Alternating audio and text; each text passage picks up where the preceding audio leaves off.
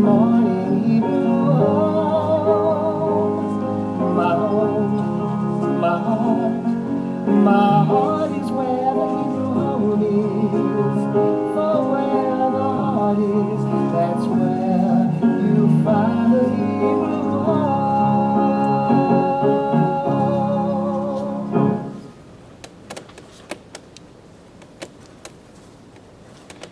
Welcome back. Good morning, Hebrew Home. I am your host, Olivia Cohen, coming in live from the Dörfner Judaica Museum, and this is Good Morning, Hebrew Home. Last week was our first episode, which took place on Tuesday, April 16th, with our first guest, Larry Applewhite. Larry also composed our Good Morning, Hebrew Home theme song. Since the first episode, we have had an outpouring of lovely responses and emails from family members and staff who watched along on YouTube. And now we want to make sure we add space for residents to send their responses with our new segment for viewer mail. So for our residents, you can pass any questions or comments to your friendly therapeutic arts and enrichment programs activities person. And you can also feel free to share any comments, messages, questions. We will share these live during our show, so feel free to drop a line. We are in a time of finding new and innovative ways to connect, and many of those ways include technology. This year, Passover and Easter looked very different for many of us. Some of you may know that I grew up celebrating both holidays, as my mother is Catholic and my father is Jewish. Our family tradition may have looked different than others, but it was our tradition. And when I wasn't celebrating with my family, I was celebrating with my Hebrew home family, helping at our Seders here at the Winter Garden. But this year, we all celebrated in different ways. Whether you used FaceTime like I did, or you watched a Seder with our very own Rabbi Hirschhorn, there was a lot of thought and planning that went into our Hebrew home celebration. And with that said, we will get a little bit more of an inside look with today's guest, Rabbi Noah. But that'll take place in a little bit. We have a great show planned for you today, so let's get into the news. Today is Monday, April 20th. Let's take a look at the weather in our neck of the woods. Today will be cloudy in the morning with some sun peeking in the afternoon.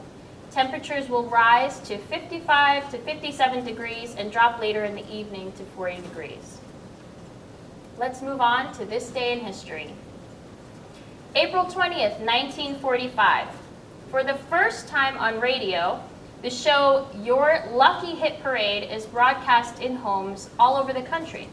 It lasted for nearly 25 years before television came into our homes. And as some of you may know, we have our own Your Hit Parade program that takes place during the week. Also on this day, Luther Vandross was born April 20th, 1951. He is remembered for his remarkable talent as an American R&B singer who had a string of hits beginning in the early 80s. His top hits included Never Too Much, Here and Now, and Endless Love. Luther Vandross grew up in the Lower East Side here in New York City, and prior to him becoming a household name, he was a backup singer for some great names in the music industry, including Diana Ross, Bette Midler, Barbra Streisand, and David Bowie. Speaking of birthdays, happy birthday to our very own Pandora O. We wish you all the best. Also happening today, let's see what food services is cooking up for us. Today's lunch will be sloppy joes on a bun with vegetables and peaches for dessert. Dinner will be butternut squash soup, macaroni and cheese, peas and carrots, and for dessert, shortbread cookies. Our guest here, you all know as a friendly and familiar face, who leads many of our religious programming on Channel 8. Please give a warm welcome to Assistant Rabbi, Rabbi Noah. Thank you, Olivia. It's Hi. good to be here. Welcome, we're so happy Thank to you. have you here.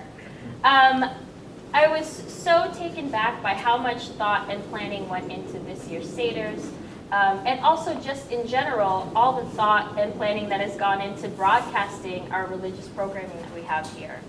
So for those who weren't here, can you share a little bit about what Passover looked like this year?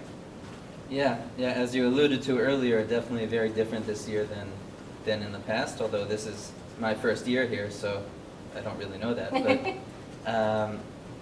But yeah, this year there were, I think, two main distinct highlights that made it very different than the past.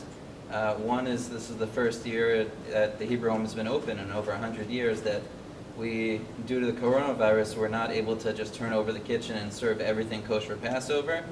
So we did our very best to bring in kosher for Passover food and get it to every resident who required it, who had those religious needs. And then the other big thing is no community programs, as we're doing this from here and all of that. So the big seders that I've been hearing about at the Winter Garden, I was so looking forward to leading the first night seder with my two boys. They were looking forward to it, but that didn't quite happen this year. And so this year we tried to do individual seders and individualized programs and Passover observances. So for the seders, we made individual seder plates. We ended up making close to 200 of them. Wow. So that all the residents who that would be meaningful to them would get them one for each night. And so I spent basically a whole day in the kitchen working on that, making sure it was all done appropriately in a kosher Passover way, and just being totally involved in the process. Aside from the seders, and then I would go, and we had a team of staff members who delivered them, and tried to do individual seders, said a kiddush with some residents, just visited and wished people a happy Passover, and taught a little bit about the seder individually, as many residents as I could reach in about 3 or 4 hours. And the other big part of Passover for a lot of families is Yizkor. So Yizkor for a lot of families, which is the prayer for, we say, asking God to remember those our loved ones who have passed away. And for a lot of people, that's maybe their one time that over Passover that they go to synagogue. And this time we didn't have synagogue, but as many did not know, Yizkor is actually not something you need to have a community or a synagogue or a minyan for. It can be said by oneself. So on the 8th day of Passover, when we say Yizkor, I went around to a lot of the residents and tried to help them say Yizkor. So that's... Wow, that sounds like so many moving pieces to kind of bring it all together. Yeah. What was it like for you having those individual moments with the residents? It was a lot. It was really great and meaningful for a lot of the residents and who shared that they so appreciated it, appreciated the visit, and us bring them what we can. And it was just a lot to balance and do the best we can. And I feel like I'm sure I missed some residents, and my apologies go out to them. And yeah, it's a lot more challenging to do many individual visits and seders than to do one big one all together. So yeah, definitely breaking things down from that big group that we used to have. But it sounds like you put a lot of thought into making this a meaningful holiday for the residents, and whether it was through our broadcastings or Rabbi Hirschhorn, or you going individually to as many people as possible. I'm sure that it really had a big impact just to be able to have a few moments with you.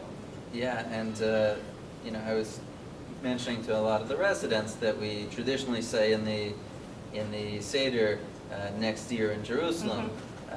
But I was saying, if it can't be in Jerusalem, at least next year in the Winter Garden, hopefully we'll all be together. So. Yes, next year in the Winter Garden. So I want to talk a little bit about you and your path that kind of led you here to the home. What led you to becoming our assistant rabbi? So I think there are basically two different parts of that. I think becoming a rabbi in general, and then over here, being the assistant rabbi here at the Hebrew Home. So in general, I think I've wanted to become a rabbi for a long time. I think since high school, probably. And it was something I sort of put off for a little while in my life because I actually knew that I wanted to go here to Yeshivat Chovei Torah Rabbinical School, which is right here in Riverdale, pretty close by. And so I knew that coming out of college, that that's where I wanted to go. That was kind of the right fit for me. But I was also getting married out of college to a woman who was already a PhD student at Hopkins. So we decided that getting married was kind of a good time to not be in a long distance relationship anymore. So I kind of put off rabbinical school until she was able to be at a certain point in her program.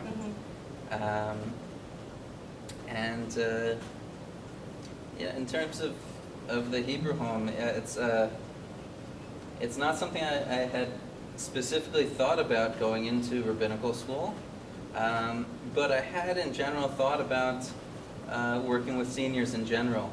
My mother, who passed away when I was young, one of the things that she dedicated her life to was being a social worker who specialized working with seniors, working with the elderly. So it was definitely a value that I got from her. And throughout my time in rabbinical school, I was basically a volunteer rabbi at the Atria Riverdale. I helped them out for a lot of Shabbatot and a lot of holidays, and just visited with people and led some of their services when their rabbi was away. And so that definitely gave me a little taste of this work. And then it was just really fortunate timing that the position opened up right when I was starting to look for work. I think in a lot of ways it was kind of a dream I didn't quite know that I had until it opened up. It's really beautiful just to kind of hear how everything connected you, your experience, your life experiences, and your dreams and your path in life to kind of lead you to working with older adults here. And in turn, in a way, really set you up for stepping in at such a time like right now to come up with the plan that you did and execute it the way that you did. So. Thank you. I'm wondering, what does a typical day look like for you when you're outside of here? I know that you mentioned that your kids were going to come, we were to do our seders in the Winter Garden, but Yeah. what is a day in the life of Rabbi Noah? Wow. A lot different than a couple months ago.